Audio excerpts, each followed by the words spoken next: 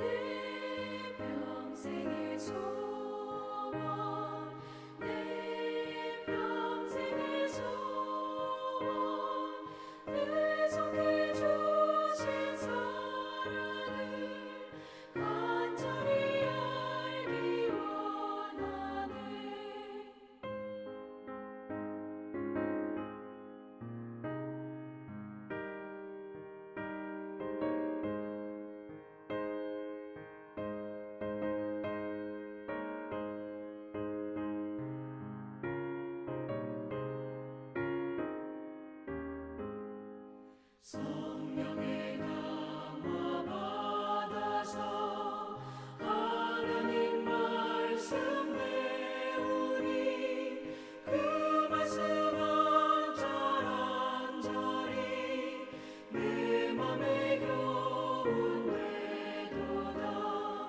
내 평생의 소원, 내 평생의 소원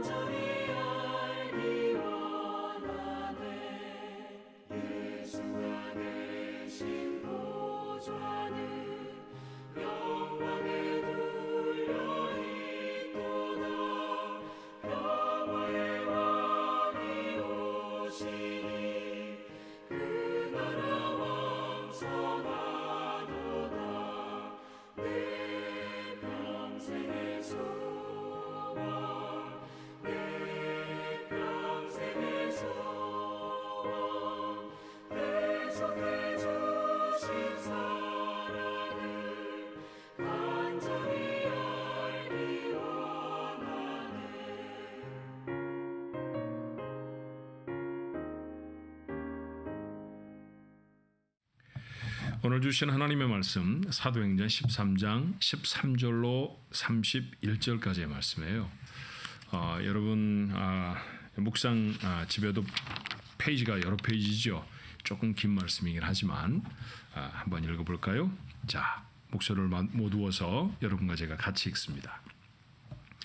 바울과 및 동행하는 사람들이 바보에서 배 타고 밤빌리아에 있는 버가에 이르니 요한은 그들에게서 떠나 예루살렘으로 돌아가고 그들은 버가에서 더 나아가 비스디아 안디옥에 이르러 안식일에 회당에 들어가 앉으니라.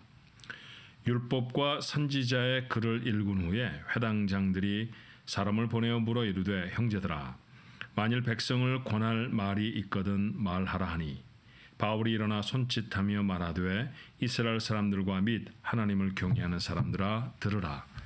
이 이스라엘 백성의 하나님이 우리 조상들을 택하시고 애굽 땅에서 나그네 된 그 백성을 높여 큰 권능으로 인도하여 내사 광야에서 약 40년간 그들의 소행을 참으시고 가나안 땅 7족속을 멸하사 그 땅을 기업으로 주시기까지 약 450년간이라. 그 후에 선지자 사무엘 때까지 사사를 주셨더니 그 후에 그들이 왕을 구하거늘 하나님이 베냐민 지파 사람 기스의 아들 사울을 40년간 주셨다가 패하시고 다윗을 왕으로 세우시고 증언하여 이르시되 내가 이새의 아들 다윗을 만나니 내 마음에 맞는 사람이라 내 뜻을 다 이루리라 하시더니 하나님이 약속하신 대로 이 사람의 후손에서 이스라엘 위하여 구주를 세우셨으니 곧 예수라. 그가 오시기에 앞서 요한이 먼저 회개의 세례를 이스라엘 모든 백성에게 전파하니라. 요한이 그 달려갈 길을 마칠 때에 말하되 너희가 나를 누구로 생각하느냐?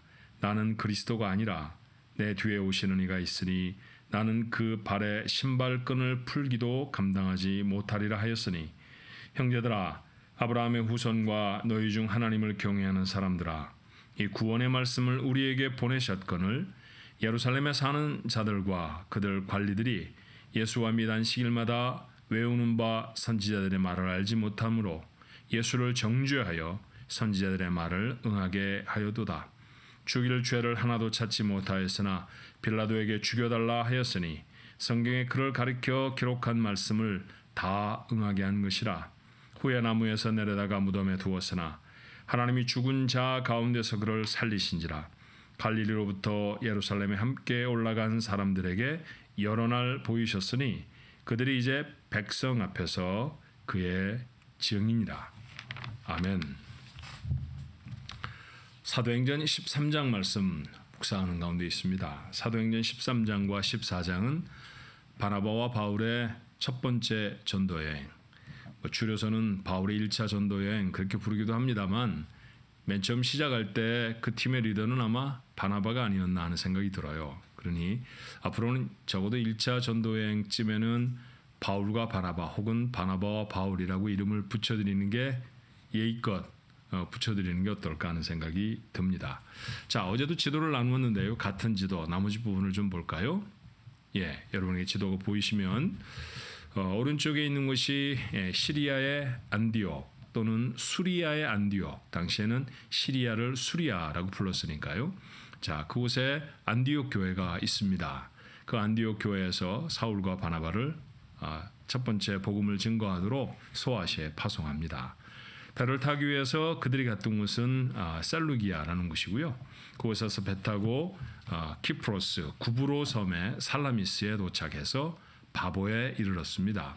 그곳에서 다시 배를 타고 이제 소아시아 땅에 도착하게 되죠. 본토에 이르게 되는데 그들이 이르렀던 곳이 바로 밤빌리아의 버가라는 곳입니다. 이탈리아라고 되어 있기도 하고 그 다음에 그 옆에 베르게라고 되어 있는 곳이 바로 버가라는 곳입니다. 그 버가에 도착했다가 내륙 지역으로 더 이동해서 비스디아의 안디옥까지 갑니다. 안티오키아는 안디옥이라고 말씀드렸죠. 그러니까 소아시아 당시에 우리가 잘 언급되는 안디옥 두 곳이 있네요. 하나는 수리아 안디옥, 또 하나는 비스디아 안디옥. 똑같은 안디옥이 아니었다는 건 여러분 이제 아셨습니다. 그곳에서부터 동쪽으로 더 나아가서 터키의 가장 중심에 있는 도시 중에 하나예요. 지금은 코냐라고 불리워지는 곳인데 이고니온이라는 곳에 도착했다가 이고니온에서 아래쪽으로 루스트라, 그 다음에 더베까지 이르러서 더베에서 전도 여행을 마치고 다시 루스트라로 이고니온으로 안디옥으로, 그 다음에 버가로, 그 다음에 다시 시리아의 안티오키아로 돌아오는 것이 바울과 바나바의 첫 번째 전도 여행이었어요. 자, 오늘 본문의 말씀에 보면 구브로에서 배를 타고 소아시아 본토인 밤빌리아 버가에 상륙했다가 그곳에서 비스티아 안디옥까지 가는 여정을 기록하고 있습니다. 이곳에서 두 가지 일이 있었죠. 자, 첫 번째는 1절에 첫 번째 절에 13절에 말하는 바와 같이 요한이 돌아가는 것이죠. 이 요한의 원래 이름은 마가입니다. 그래서 우리는 마가 요한 또는 어떤 사람은 요한 마가 그렇게 부르기도 해요. 자, 이 마가 요한이 이 파송되어진 안디옥으로 돌아간 것이 아니라 예루살렘으로 돌아갔다, 그렇게 표현하고 있죠. 그가 계속해서 전도여행을 하지 않고 돌아간 이유에 관해서는 분명하게 기록하고 있지는 않습니다. 하지만 이후에 다시 전도여행을 떠날 때 이 바울과 바나바가 다시 한번 팀을 꾸리게 되는데요. 그때 마가를 데려가느냐 데려가지 않느냐를 놓고 바울과 바나바가 심히 다툽니다. 당연히 바울은 데려가지 말자라는 쪽이었죠. 그때 우리와 함께하지 않고 중도에서 돌아가 버린 사람, 그렇게 신실하지 않은 사람을 데려갈 수 없다, 뭐 이런 얘기였고요. 그래도 조카였던 마가 요한에게 다시 한번 기회를 주고 싶었던 삼촌 바나바는 계속 그와 동행하기를 청합니다. 그래서 두 사이에 의견이 갈려서 마침내 두 팀으로 전도대가 파송되어지는 것을 우리는 조금 있으면 보게 되어지죠. 이처럼 바울과 바나바가 이때의 사건으로 서로 감정이 상할 정도였다고 하면 긍정적인 이유가 그가 돌아간 이유는 아니었을 것이다 라는 생각을 우리가 쉽게 할 수 있습니다. 그렇다고 하면 어떤 문제가 좀 있었을까 한번 생각을 해볼 수 있지 않겠나 싶어요. 그 첫 번째 이유라고 하면 아마도 마가가 이 전도대에 합류하게 됐을 때 제가 좀 전에 말씀드렸던 것처럼 전도의 팀장은 그 전도팀을 이끄는 팀 리더는 바나바였습니다. 삼촌이 주장하고 삼촌이 주관하는 그런 전도 여행이라고 생각을 했겠죠. 그런데 이 사도행전 13장의 말씀만 읽어보아도 저들의 전도 여행 중에 가장 주된 역할을 하는 사람은 바울이었죠. 사울이라는 이름, 바울이라는 이름이 이제 이쯤에서 혼용되기 시작합니다만 주도권을 뺏긴 삼촌에 대한 속상함, 어쩌면 이런 것이 마가 요한에게 있지 않았을까. 아무래도 좀 상대적으로 젊었으니까 말이죠. 그런 것에 민감할 수도 있습니다. 자, 그런 이유 때문에 돌아간 것이 아닌가 이렇게 생각해보는 그런 학자들도 있고요. 또 한편의 사람들은 그들이 지금부터 해야 될 전도 여행이 매우 험난하고 어려운 것이라는 사실을 알게 된 마가가 포기하고 돌아갔다는데 또 뜻을 모으기도 합니다. 실제로 제가 소아시아에 방문해 봤을 때도요, 이 베르게라고 되어 있는 버가에서부터 비스티아 안디옥까지 가려고 하면 이 지도에는 뭐 여러분에게 보여드렸던 지도에는 그려져 있지 않습니다만 가운데 굉장히 높은 산이 있습니다. 토로스라고 불리워지는 산인데요. 그 산의 높이가 자그마치 10,000피트입니다. 1만 피트나 돼서 그러니까 한국의 메러형으로 환산을 하면 한 3,000m 정도 되죠. 산 꼭대기에는 거의 대부분 눈을 이고 있는 그런 높은 산입니다.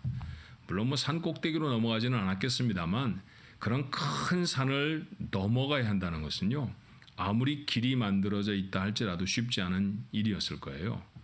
저도 내륙 지역에서 이탈리아라는 곳으로 이렇게 내려오면서 아탈리아라는 곳이죠. 요즘 부를 때는 이 아탈리아라는 곳으로 내려오면서 그 버스를 사용하게 되어졌는데 한 5시간 정도 그렇게 운전을 해서 내려와야 되는 곳이 바로 그 토로스 산이었어요.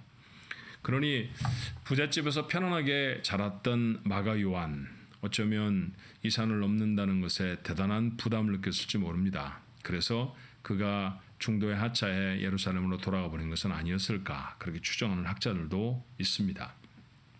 하지만 이때 확증할 수는 없는 것이지만 부정적인 이유로 선교 여행에 동참하지 못했던, 그러니까 일종의 실패죠. 그랬던 마가도 이후에는 대단히 귀하게 하나님 앞에 쓰임 받을 수 있는 그런 사람이 되어졌다는 것이죠.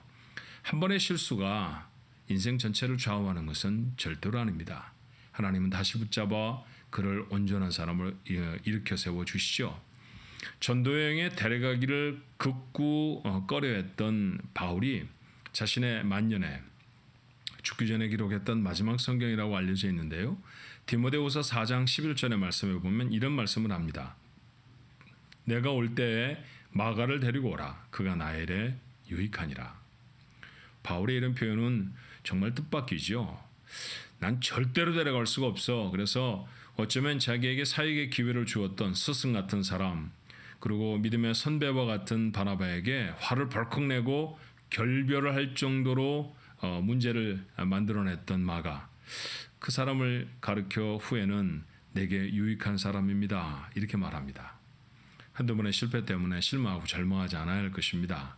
하나님이 우리와 함께 하시면 우리는 기필코 변화되어져서 하나님의 일에 귀하고 소중하게 쓰임받을 수 있는 사람 되어진다는 사실을 우리가 이 사건을 통해서 놓치지 않았으면 좋겠어요. 또 하나 본문에 기록되고 있는 사건은요, 비스티아 안디옥 회당에서 바울이 설교하는 것이죠. 자, 그의 설교의 내용은 유대인의 민족사를 언급합니다. 시작은 하나님이 그들을 선택하셨고, 그런데 그들이 애굽에 종살이를 했었으며 하나님이 그들을 출애굽시키셔서 40년 동안 광야를 지나가게 하셨다는 얘기지요. 그리고 왕이 없었던 시절 사사 시대를 언급하기도 했습니다. 그리고 비로소 왕이 세워집니다. 첫 번째 왕 사울을 세워 40년을 지난 후에 하나님이 그를 패하시고 다시 다윗을 왕으로 세우셨다는 이야기입니다. 자, 여기까지 역사를 진행한 까닭이 뭘까요? 자, 바울이 알고 있었던 해박한 유대인의 역사를 그들에게 설명하기 위해서는 아닙니다. 이곳에서 어떤 지식을 얻기 위함도 사실은 아닌 것 같아요. 그가 이처럼 하나님이 선택한 한 민족으로서의 이스라엘, 그리고 후에는 왕이 세워지는데 사울을 지나 다윗에까지 이르는 것은 다윗의 후손으로 오실 분에 대한 설명을 하기 위함입니다. 다시 말하면 예수를 말하는 것이죠. 예수를 선언하기 위해 그는 지금 유대인의 민족의 역사를 언급하고 있습니다.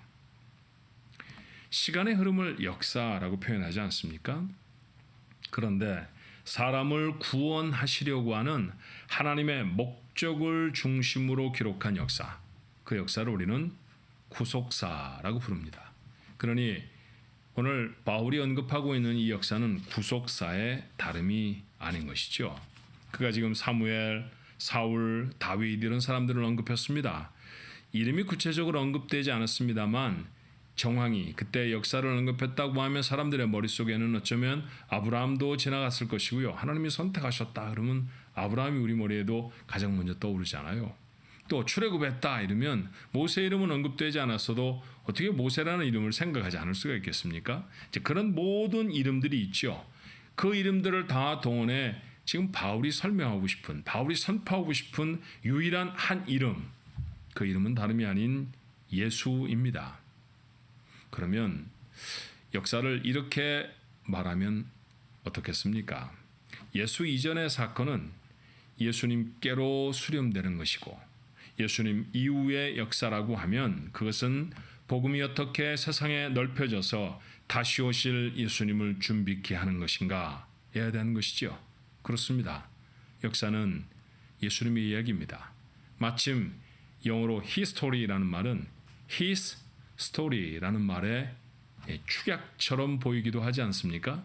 예수님의 역사 가운데 우리가 서 있습니다. 그런데 그 예수님의 역사를 바울은 너무나 간단하고 명쾌하게 두 가지 사건으로 정리해버리죠. 무엇이었나요? 예수님이 본디오 빌라도에게 죽임을 당했다라는 것입니다. 그런데 무덤 속에 갇혀있던 그분이 영원히 그곳에 계시는 것이 아니라 하나님이 다시 살려내셨다는 것이죠.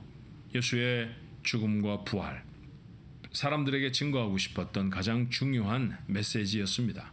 오늘 바울이 증거하려고 했던 메시지는 바로 이 죽으심을 깨트리고 다시 살아나신 주님에 대한 언급입니다. 자, 이 두 가지 사건이 우리에게 갖는 의미가 어떤 것일까요? 예수님이 죽으심으로 말미암아 여러분과 저는 하나님의 사람이 되었습니다. 우리의 인생에 있어서 가장 소중한 사건이죠. 가장 큰 사건입니다. 우리의 짧은 한 인간의 역사 속에 일어났던 가장 위대한 사건.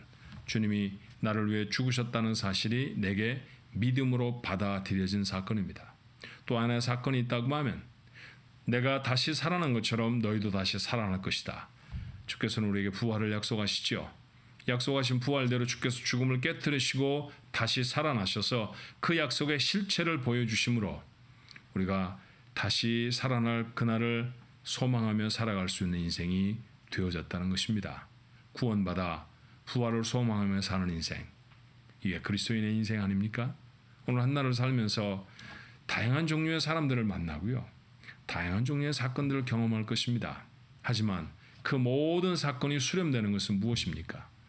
구원해 주신 예수 그리스도의 그 놀라운 사건을 세상에 선포하는 사람으로, 그리고 구원받은 사람으로 이 땅을 살아가며 하나님이 우리에게 베풀으신 은혜를 붙들고 살아가다가 그리고 다시 부활할 것을 소망하며 사는 삶, 오늘 그것으로 우리의 한날의 삶도 수렴이 되어야 하지 않을까 싶습니다. 어떤 때는 좀 어렵고 어떤 때는 좀 힘겨운 일들을 만난다 할지라도 구원해 주신 예수님의 능력을 잊지 않도록 하십시다. 우리의 눈앞이 좀 흐려져서 갈 바를 놓칠 때에도 그 희미한 안개가 낀 것 같은 오늘 한날의 삶 그 너머에 나를 구원해서 부활하게 하실, 기필코 천국에 다시 세우실, 육체도 부활해 하나님의 나라에 들어가게 하실 그 약속을 이루어내실 우리 하나님의 신실하심을 붙들고 한날을 살아가는 그런 우리의 삶이었으면 좋겠습니다. 오늘 하루도 승리할 수 있게 되기를 바랍니다. 구원의 사람으로 승리의 멋진 영광을 하나님 앞에 높여드리는 우리 모두가 되기를 주님의 이름으로 축원합니다. 기도하십시다. 은혜와 사랑이 많으신 하나님, 오늘도 주께서 저희들에게 은혜 베풀어 주셔서 하나님의 말씀을 마음에 담을 수 있게 하시니 감사합니다. 별하별 사건이 다 일어나는 것 같고 어찌 보면 긴 시대를 살아가는 것 같아도 결국 이 모든 시간의 중심은 주님을 향하여 흐른다는 사실을 오늘 우리는 짧은 바울의 설교를 통해서 확인합니다. 아버지 하나님, 그 주님이 나를 위해 세상에 오셔서 생명을 내어주셨고 그 주님이 죽음을 깨뜨리고 다시 살아나심으로 너도 살아날 것이다 약속해 주셨습니다. 구원 얻은 자, 그 은혜를 입은 자답게 기쁨으로 살게 하여 주옵시고 어떤 문제와 어려움 앞에서도 굴하지 아니하며 다시 부활할 그 거룩한 모습을 소망하며 아버지 하나님 담대하게 이 땅을 살아내는 우리 가족들 모두가 되어지도록 오늘 이 매일 예배에 참여하는 하나님의 사람들이 되어지도록 축복해 주시옵소서. 저들의 손을 붙잡아 주시고 저들에게 힘과 의지가 되어 주시옵소서. 오늘도 주의 도우심을 간절히 구하며 무릎을 접은 주의 사람들이 있습니까? 저들의 입술에 담긴 간절한 소원, 간절한 기도 하나님의 전에 상달되게 하여 주옵시고 우리 삶의 고통스럽고 어려운 문제들을 해결하시는 참 좋으신 하나님의 은혜와 사랑을 경험할 수 있도록 역사하여 주옵소서. 예수님의 이름으로 감사하며 간절히 기도하옵나이다. 아멘. 우리 함께 기도할 때 구원의 감격을 놓치지 아니하며 살게 하옵소서. 다시 부활할 하나님의 능력, 그것이 우리에게 약속으로 주어져 있음을 늘 기억하며 살게 하옵소서. 우리 그렇게 하나님 앞에 기도할까요? 살아계신 아버지 하나님, 오늘도 함께해 주셔서 하나님 앞에 영광을 돌리게 하시니 감사합니다. 주께서 사랑하는 성도들 저들의 입술에 기도를 담으셨사오니 간절히 간구하는 그 기도에 응답하여 주시옵소서.